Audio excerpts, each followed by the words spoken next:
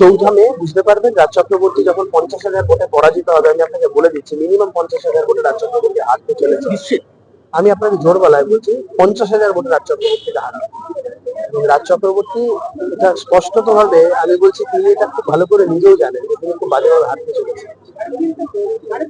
রাজ চক্রবর্তীর আশেপাশে যারা ঘুরছে তাদের কিন্তু রাজ চক্রবর্তী বিশ্বাস করেন।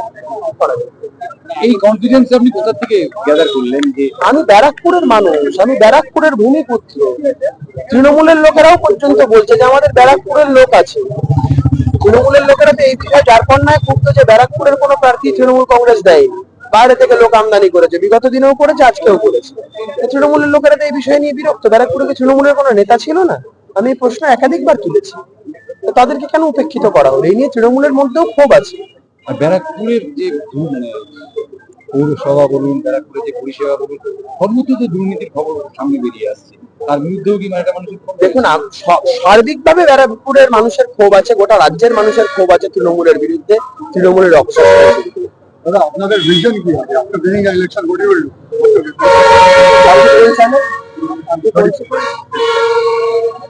আমরা ব্যারাকপুরকে সুন্দর এবং সুস্থ ব্যারাকপুর হিসেবে গড়ে তুলতে চাই। 294টার মধ্যে 1 নম্বর করতে চাই ব্যারাকপুর।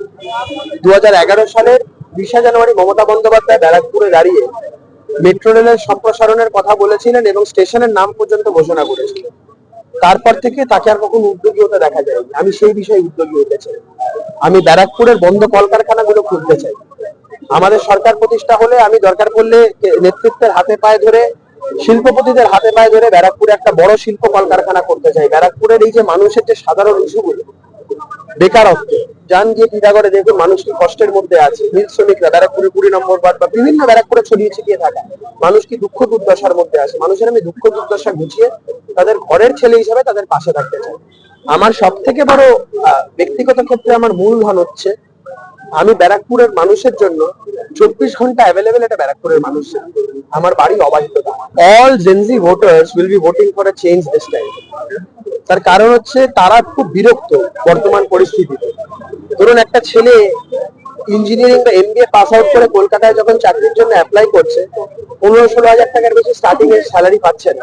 মানে যদি কোনো মুশকিল করেও যদি একটা চাকরি জোগাড় করে, চাকরি জোগাড় করাটা তো 1 নম্বর খুব ডিফিকাল্ট। কিন্তু সেম সিভি নিয়ে যখন ওই ছেলেটা বা ওই মেয়েটা বাইরের কোনো রাজ্যে চলে যাচ্ছে, তখন তার স্টার্টিং স্যালারি 40,000 45,000 অ্যাভাব হয়ে দাঁড়াচ্ছে এবং সেখানে চাকরিরও কোনো কনস্ট্যান্ট থাকছে। এই জায়গাটা থেকে জেনজিও খুব বিরক্ত। তারাও তাদের নিজেদের ভবিষ্যতের কথা মাথায় রেখে ভারতীয় জনতা পার্টি যুব সমাজ প্রশ্ন করছে পক্ষে 100%। আর আমি কি যুব সমাজেরই প্রতিনিধি।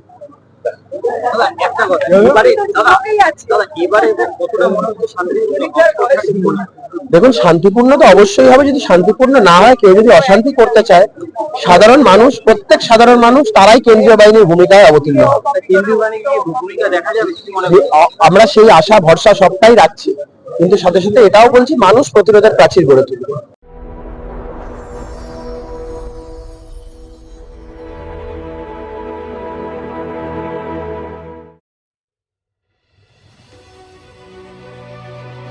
Elegance is never accidental.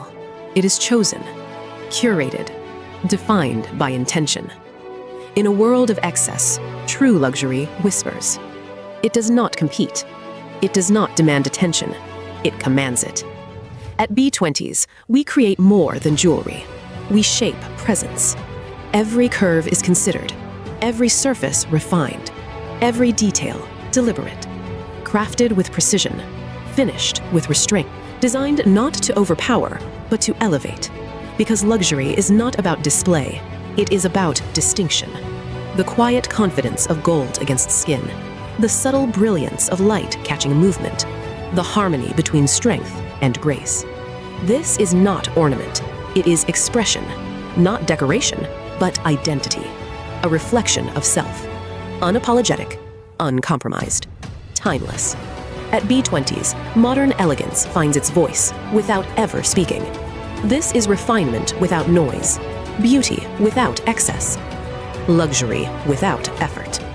B20s, the premium luxury brand. Elevate your everyday.